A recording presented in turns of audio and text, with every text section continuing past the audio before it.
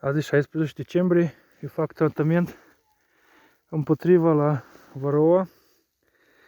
Amuia spune că la minus grade acidul oxalic funcționează, omoară în jur de 96% din păduchi, că albinele acum nu au pui, nu au puiet și după cum se știe, acidul oxalic acționează numai pe albine.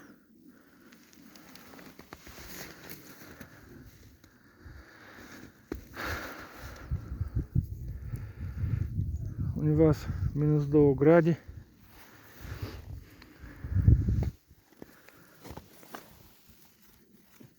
Aparatul se cheamă ProVap. Trebuie de încălzit până la 230 de grade și merge.